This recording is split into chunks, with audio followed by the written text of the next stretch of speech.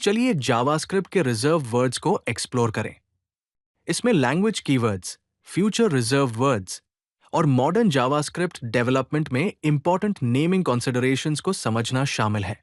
ये साफ, error free और मेंटेनेबल जावास्क्रिप्ट कोड लिखने के लिए बहुत जरूरी कॉन्सेप्ट्स हैं।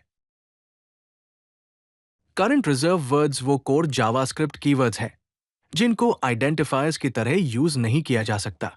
आइडेंटिफायर्स बेसिकली वो नाम होते हैं जो आप वेरिएबल्स, फंक्शंस या ऑब्जेक्ट प्रॉपर्टीज को देते हैं। इन रिजर्व्ड वर्ड्स का लैंग्वेज सिंटैक्स में स्पेशल मीनिंग होता है। ये जावास्क्रिप्ट के सिंटैक्स और कंट्रोल स्ट्रक्चर्स की फाउंडेशन है। यहाँ कुछ कॉमन रिजर्व्ड वर्ड्स के एग्जांपल्स हैं जैसे if, else, for, while, do, switch, case, break, return, try, catch, throw, const, let, var, class, extends, new, this, super और वॉइड। ये कीवर्ड्स जावास्क्रिप्ट कोड लिखने के लिए फंडामेंटल हैं। चलिए कुछ और करंट रिजर्व्ड वर्ड्स देखते हैं। उनके यूजेज के हिसाब से कैटेगराइज किए गए हैं। डेक्लरेशंस और डेटा टाइप्स के लिए हमारे पास कीवर्ड्स हैं जैसे वार, लेट और कॉन्स वेरिएबल्स डिक्लेयर करने के लिए, null, true, false, type of, void और डिलीट डेटा टाइप्स के लिए, और क्लास, न्यू, दिस, सुपर और स्टैटिक ऑब्जेक्ट ओरिएंटेड प्रोग्रामिंग के लिए। कंट्रोल फ्लो और एरर हैंडलिंग के लिए हमारे पास कीवर्ड्स हैं जैसे if, else, switch, case, default, break, continue, return और यील्ड कंट्रोल स्ट्रक्चर्स के लिए, और ट्राई, कैच, थ्रो और फाइनली एरर हैंडलिंग के लिए। ये कीवर्ड्स जावास्क्रिप्ट के कंट्रोल फ्लो की बैकबोन है और प्रोग्राम स्ट्रक्चर और एरर मैनेजमेंट के लिए एसेंशियल है। फ्यूचर रिजर्व वर्ड्स वो आइडेंटिफायर्स हैं जो जावास्क्रिप्ट के फ्यूचर वर्जन्स में पोटेंशियल यूज के लिए रिजर्व्ड है।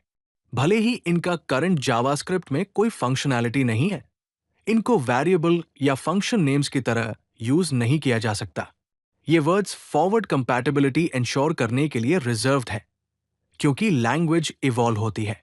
इनको आइडेंटिफायर्स की तरह यूज करना कॉन्फ्लिक्ट कॉज कर सकता है जब न्यू जावास्क्रिप्ट वर्जन्स रिलीज होते हैं। फ्यूचर रिजर्व्ड वर्ड्स के एग्जांपल्स हैं implements, package, public, interface, private, protected, annum, abstract, final और विद। भले ही इनमें से कुछ वर्ड्स अभी यूज नहीं होते, लेकिन इनको अपने कोड में अवॉइड करना क्रूशल है फ्यूचर कंपैटिबिलिटी मेंटेन करने के लिए।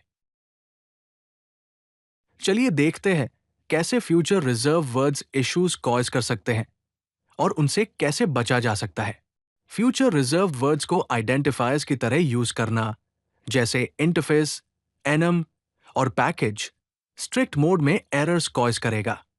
ये आपके कोड को फ्यूचर जावास्क्रिप्ट वर्जन्स में भी ब्रेक करेगा। इससे बचने के लिए डिस्क्रिप्टिव अल्टरनेटिव नेम्स चूज करें जो पर्पस को क्लियरली कन्वे करें और रिजर्व्ड वर्ड्स को अवॉइड करें।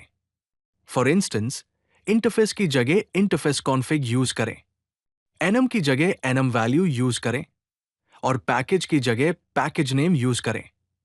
डिस्क्रिप्टिव अल्टरनेटिव नेम्स यूज करना कोड रीडेबिलिटी मेंटेन करने में हेल्प करता है और फ्यूचर कॉन्फ्लिक्ट्स को प्रिवेंट करता है। कोड लिखते वक्त नेमिंग कन्वेंशंस फॉलो करना इंपॉर्टेंट है।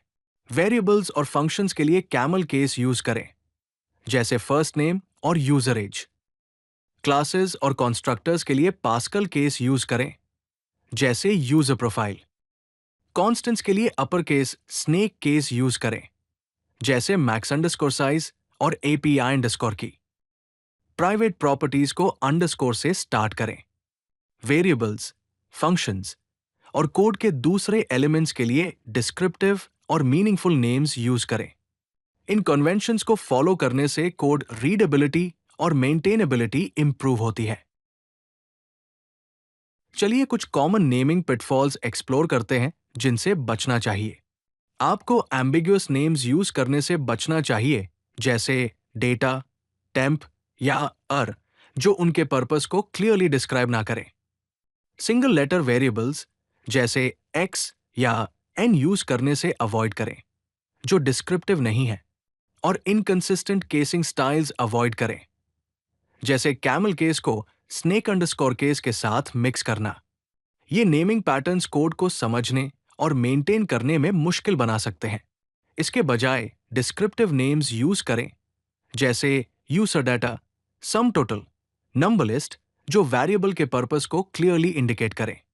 मीनिंगफुल इटरेशंस यूज करें, जैसे यूजर काउंट या की या यूजर, सिंगल लेटर इटरेशंस की जगह।